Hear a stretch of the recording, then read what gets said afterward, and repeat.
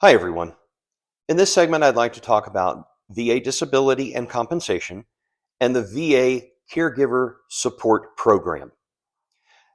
Now, if you are a retiree yourself, then you more than likely know all there is to know about VA, or at least how it impacts you, your disability or disabilities, and the compensation that you may receive from that. What I would like to do is focus on those who served during the Vietnam era.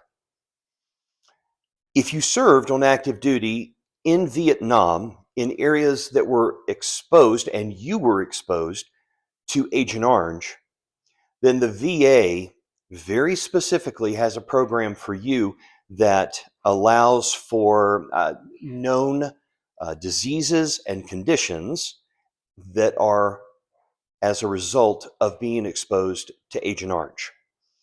So, what I recommend you do, if you are the individual, then you need to seek it out for yourself, of course. If you are taking care of your loved one that was exposed to Agent Orange, there are organizations that can help you to do this. So, get a hold of either the Wounded Warrior Project, and I've included a link in the links on my channel, or the Disabled American Veterans. That's who I've used in the past. I've heard that Wounded Warrior Project is just phenomenal for helping you with VA disability and compensation claims. So what you're going to want to do is you're going to want to have your DD-214 for yourself or your loved one showing the characterization of discharge. So you joined or were drafted, you went overseas, you were exposed to Agent Orange, you came back, and then you were discharged honorably. If you were discharged dishonorably, all bets are off. But if you were discharged honorably from the service after serving over in Vietnam and in an area of Agent Orange, I know that I'm stressing this along and along and along because that's very important. If you were exposed to Agent Orange, as you grow older, you are likely to either contract a disease or diseases or medical conditions that were caused from your exposure to that Agent Orange. So again, for yourself or for your loved one, seek out the help of at least one of the two organizations, Americans in Foreign Wars. There are several other organizations that can help you. But what they will do is they will ask you for information, including your loved one's medical history, medical records, if you have them, hopefully, from the time that they were in the service. And they will help you to submit a claim directly to the Veterans Administration. That will get the ball rolling. Now, it's probably going to take a pretty long time for everything to come through. But when it does, you will receive coverage for those things that are wrong with you, for lack of a better way to put it, that are wrong with you as a result of being exposed to Agent Orange. And you will receive monthly benefits, financial benefits from the VA, and that is called your VA disability compensation. So that can, of course, help if you're already on a single family income, if you had to retire to take care of your loved one, etc. It is just an amazing thing. Get a hold of one of those organizations, can't stress it enough, and have them help you step through the process. Once you give a whole bunch of information to them and they've asked you a whole bunch of questions, they're your representative. You will sign a paper saying that they are your legal advocate to act on your behalf with the VA, just with the VA. And awesome organizations. So I suggest you do that. And again, that financial compensation on a monthly basis can be really beneficial, whether it is for you or whether it is for your loved one. If it's for your loved one, then of course the VA will then take over the care for those diseases or medical conditions that has caused your loved one to need a caregiver.